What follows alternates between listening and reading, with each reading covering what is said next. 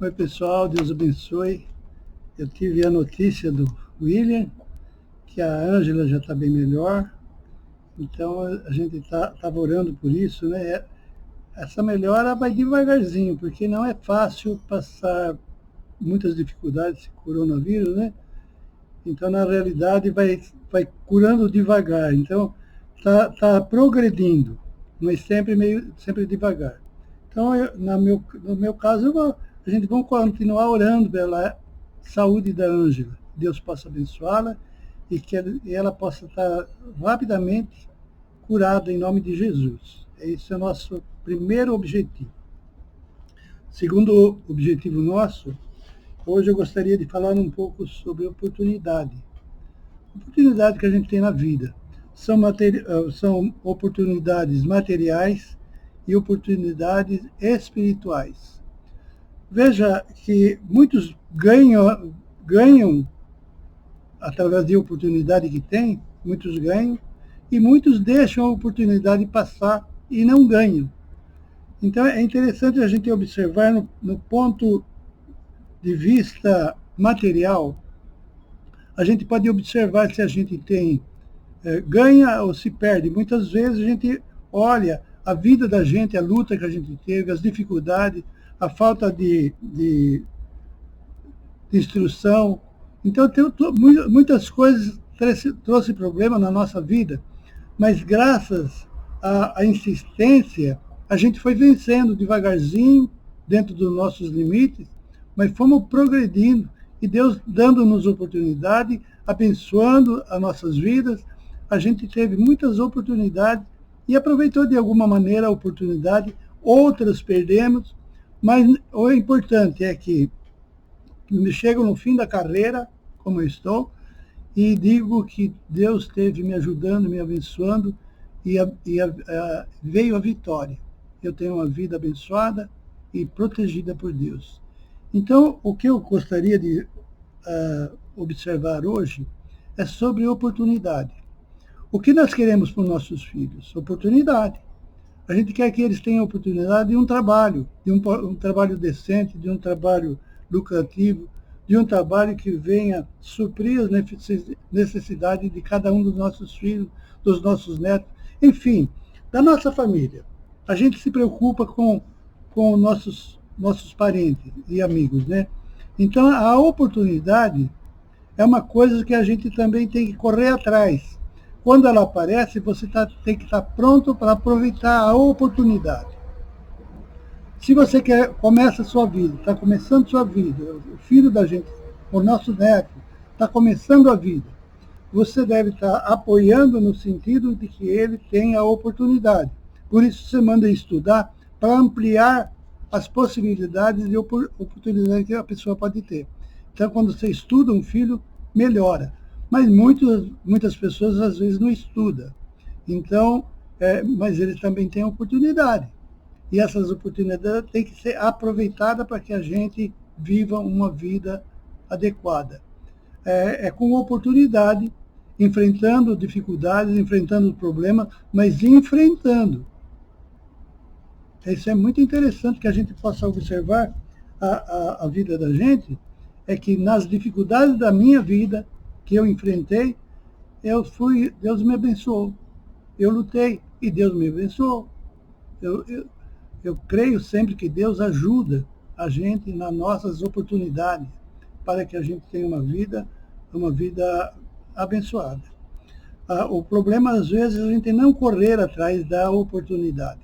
Na nossa vida material, a gente sofre consequências. Se você não correr atrás da oportunidade, você acaba dependendo da família, dependendo do pai, dependendo da mãe, e casa, e tem filhos, e quantas pessoas continuam dependendo, muitas vezes, dos pais. Por quê? Porque as oportunidades, não procurou oportunidade, ou porque a oportunidade passou e ele não viu, ou não se preparou para as oportunidades. Então, tem uma série de coisas que a gente pode perder a oportunidade. Mas assim também é na nossa vida material.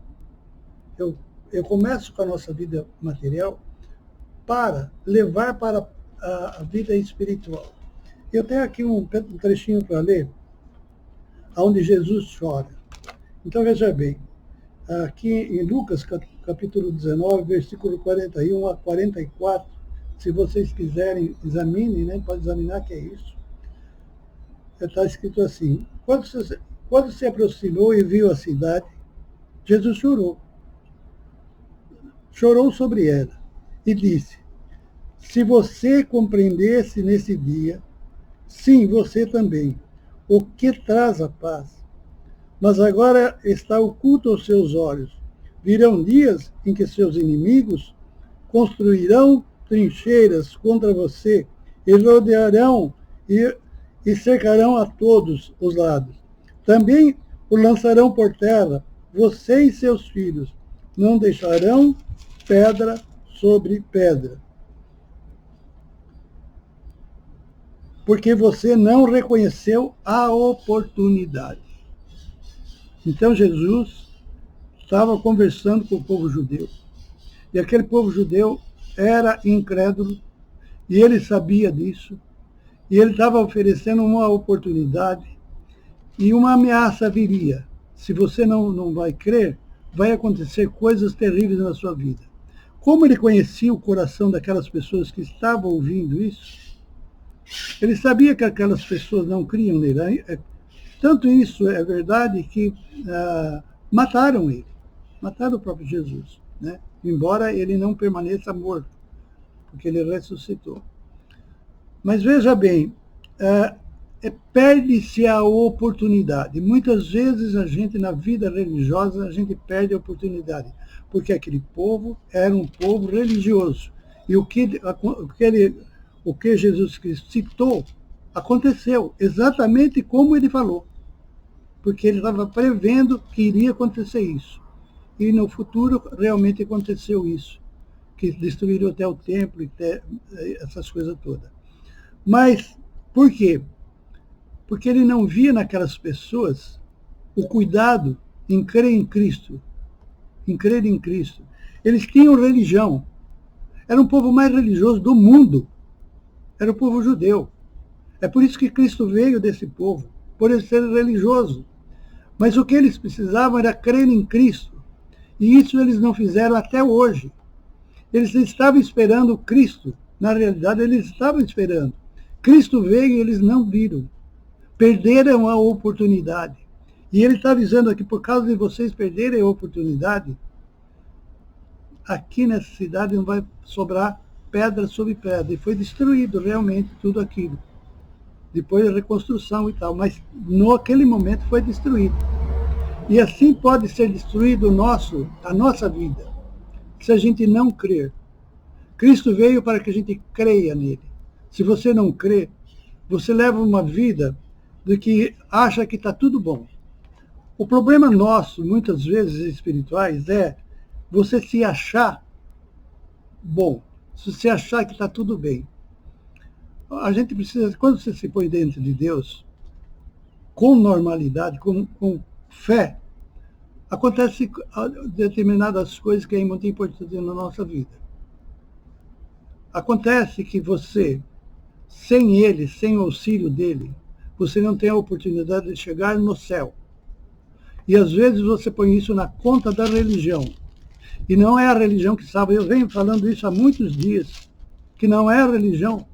Se fosse a religião, aquele povo era o mais religioso do mundo. Mas não creram em Cristo. Desprezaram Cristo. E hoje, a gente tem uma crença relativa. Não é a crença total. Não é a crença que as pessoas ponham a sua vida nas mãos de Deus. Não é uma maneira, você põe alguma coisa na mão de Deus, mas não a vida. Esse é o grande problema do ser humano hoje. Essa distância de Deus. A gente não tem coragem de tomar decisões definidas na nossa vida, de entregar a nossa vida realmente a Cristo Jesus, para que Ele faça a obra no nosso coração. Sem Cristo, sem essa oportunidade de salvação, a gente nunca chega no céu. Eu tenho um versículo aqui que eu sempre leio ele, aqui em Romanos 3:23, que diz assim: pois todos pecaram e estão destituídos da glória de Deus. O que você entende? Todos pecaram. Se todos pecaram, nós fazemos parte desses todos. Então, o que tem que existir?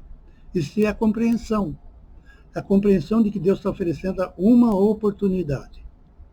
E essa oportunidade é agora.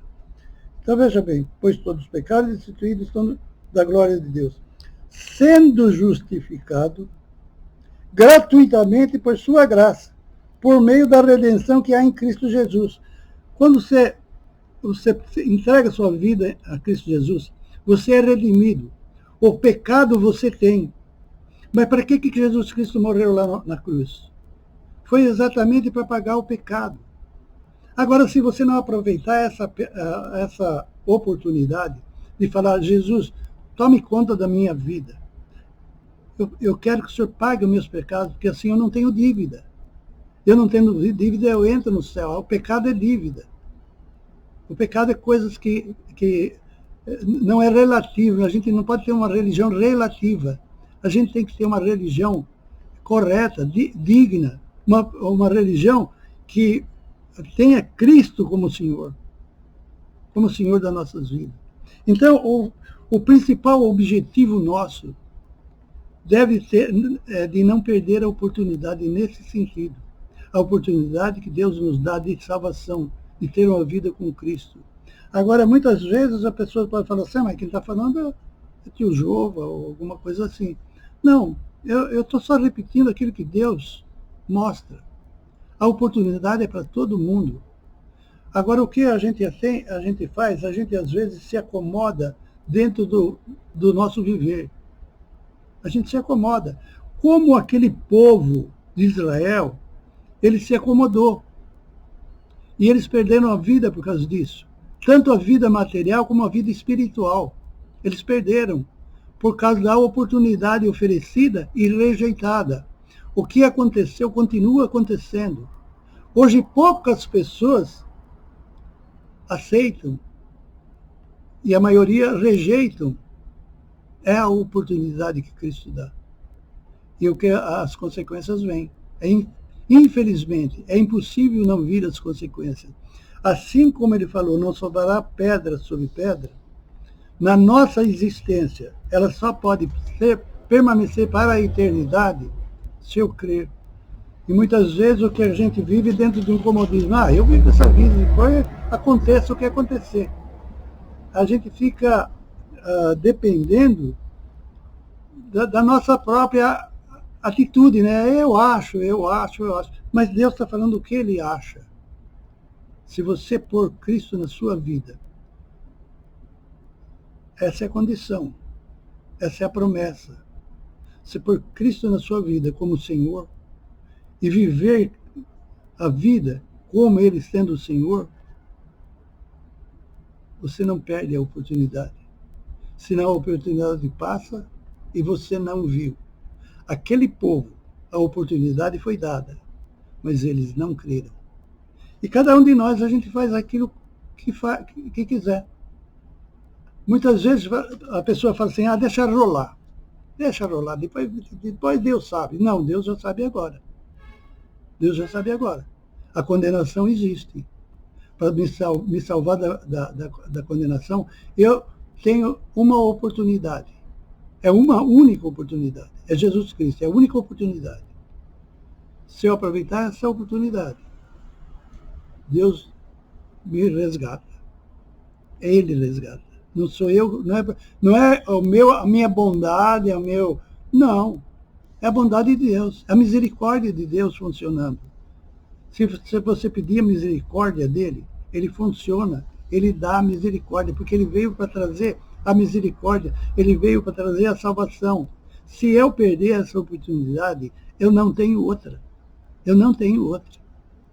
Então eu gostaria que vocês examinassem, cada um examine o seu coração como eu examino o meu. Tudo que eu faço, tudo que eu falo, tudo que eu procuro fazer para Deus, eu olho e falo assim, mas eu poderia ter feito muito mais. Eu poderia ter abençoado mais pessoas. Eu poderia ter feito muito mais do que eu estou fazendo. E às vezes a gente fica perdendo a oportunidade de abençoar vidas. Porque quando você recebe a bênção, você tem a bênção. E aí o dever de ter a bênção é também abençoar o próximo.